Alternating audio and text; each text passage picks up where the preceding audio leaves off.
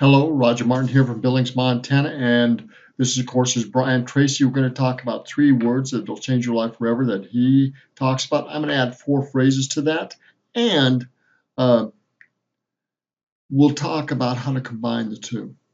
Let's do this quick. Let's have a great day, and let's talk about 4 phrases that will change your life forever and 3 words of Brian Tracy.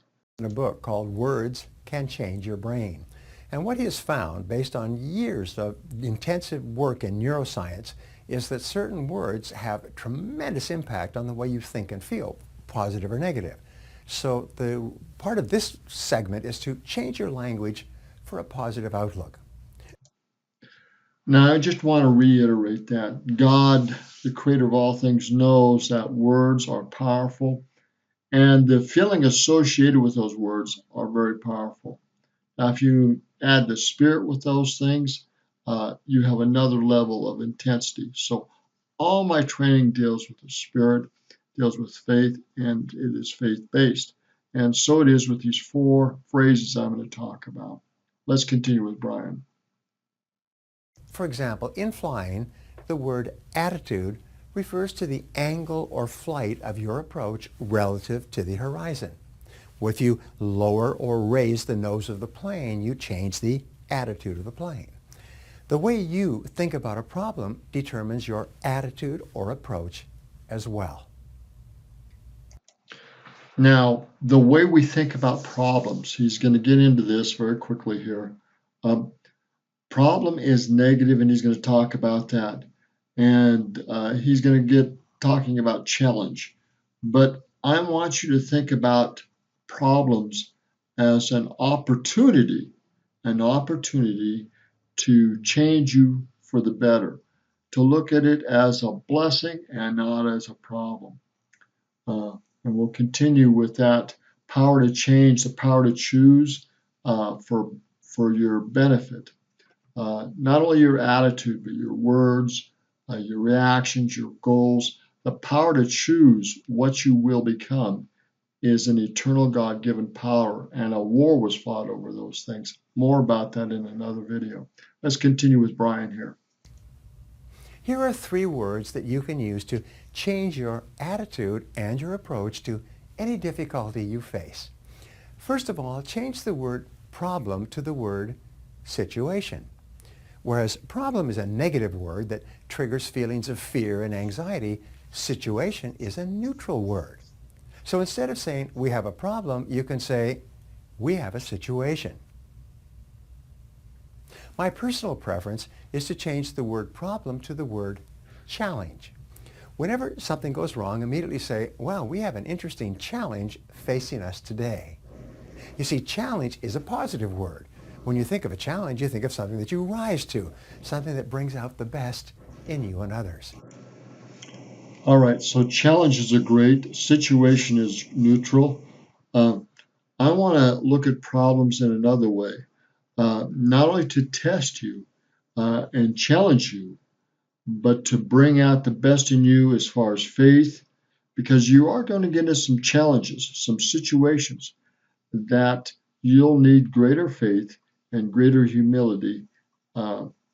Tonight, call on God and to get that power and that strength, but you'll need power beyond your own. So I want you to know that you have power to change your life for the better. And it's through your choices and through your faith, as well as through your spirit, that you can change your life eternally for the better. So we're going to talk a bit about the power to change for eternal good in a later video. Let's continue here with Brian. Challenges are what make life exciting and worth living. By rising to the challenges of day-to-day life, you fulfill more and more of your potential. So rising to the challenge, that's a good phrase. Looking at problems as challenges, that's a great phrase. I like that. But the power is in us, not only to change our attitude and our words, but our reaction to the challenges that come up in our life, the problems that come up in our life. Because you're going to have challenges and you're going to have problems. So how are you going to react to them? How are you going to relate to them? That's key. And getting into a habit to say I have power to not only rise to this challenge, but I have power to overcome these challenges and these problems, and it will be a blessing to me to do so. Think about that. So the first phrase is the power to change, the power to choose, and the power to overcome. These things are blessings. Perhaps the best word of all is opportunity. Instead of saying we have a problem, you can say we have an unexpected opportunity. Napoleon Hill was famous for saying, every problem or difficulty you face contains the seed of an equal or greater advantage or benefit. Your job is to find the benefit. Look for the good in every situation. Now, this is so true. Again, you have the power to choose how you look at these challenges, these problems. Do you see them as an opportunity? That's the second word he's going to use here, as an opportunity. But I'm going to show you that there's even more in this opportunity, and it deals with the power of faith. Faith is the ability to do things both mentally and physically, both unseen and unseen, and to call upon greater faith to help you overcome or help you improve on this opportunity which you're now being faced with, which could be called a challenge or could be called a situation like Brian says, or it could be called an opportunity. As you overcome it, believe me, it is a great opportunity, and I prefer blessing. So the second phrase I want you to think about is, how does faith help me act and believe in this situation with this problem or with this opportunity? So remember, you have the power to act in a very dignified and positive way if you choose to do so. And this way of approaching a problem is determined by your attitude. I want you to think about charting a course and staying on course, that these are just course corrections as they come along, sometimes a little bigger, sometimes a little smaller, but they're just course corrections. And to change and get back on course will not take you an attitude challenge, realize your challenge, but it's going to have you stay on course and not be distracted. You'll need faith, and you'll need to know where you're going and how you're getting there. But also the third phrase I want you to think about is from humility. Humility not only to ask in faith, but to receive and to have faith that you'll receive it and act on it, and it will be a blessing. So humility to ask is the third phrase. Let's continue again with Brian. The attitude of looking for the good in every situation, of looking for the advantage or benefit in any problem or difficulty, is the way that the most successful people think most of the time. Superior people, leaders in all areas, face the inevitable ups and downs of daily life on the way to their destinations by taking complete control of their thinking and their emotions. Now, this is so true, taking complete control and being honest with yourself. I'm responsible to take complete control of my thoughts, my words, and my actions, in my emotions. And by being I'm responsible and saying I'm fully responsible, that means you have the power to change and to look at the opportunity there. You have the power to call on faith when you need it, when what you're doing isn't good enough, which is often the case, and that also includes humility. And the last phrase that we're going to get into is honesty, to be honest with yourself and to evaluate where you're at and where you're going. Are you heading in that direction you want to go? If not, you need to make some course corrections, and you need to use some more principles and some more spiritual help to get you where you need to go. And they do this by choosing the words they use to describe a situation, their tone of voice, and their behavior in dealing with problems. A mark of maturity, a vital quality on the road to success and happiness and balance in life, is expecting problems and difficulties as normal, natural, and unavoidable parts of life. You can never avoid them. They come, as they say, like the waves of the ocean. Problems never stop. Becoming a superior person requires accepting that when you set off toward a big, exciting goal or destination, you will experience unexpected turbulence. You will experience unexpected problems. Even though you plan and prepare and do your best, the problems are still going to occur. So you need to be emotionally and mentally and spiritually mature enough to say, okay, I'm big enough to handle those problems. Given to me by the grace and power and wisdom of God, just being part of this life.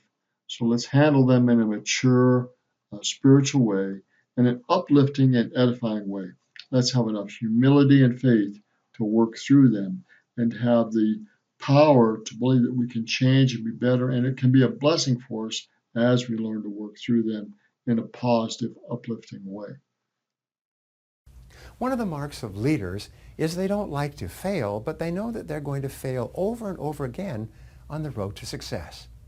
Thomas J. Watson Sr., the founder of IBM, was once asked by a young journalist how he could be more successful faster.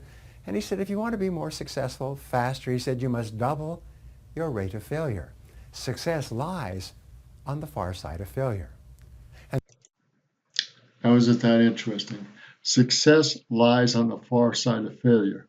All right, I've had my amount of failures. Let's have some success. And the way that you succeed and fail and succeed is learn from every experience. Look for the good. Call it a situation, a challenge, or an opportunity to keep your mind positive and creative as you work your way through it. All right, I think that's the end of Brian here. But let us go to this last principle, be honest. Say these in the first tense. I have power to change and power to become. I have power to become much, much better. I use that power divinely, purposely, planning, so forth. And I set goals and create habits, but we look at results. I have the faith to overcome all challenges, all opportunities, all situations.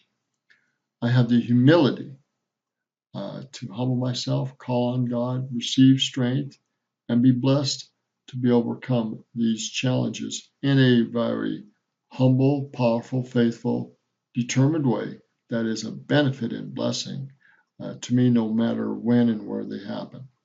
Be honest enough to be able to evaluate your progress and to plan your day and plan your evenings, review that day, and then set your course for the next day and work through it, not with faith, humility, and patience, but with the understanding that you have the power to bless and benefit others as well as yourself as you work through these situations, these opportunities that will inevitably come in your life.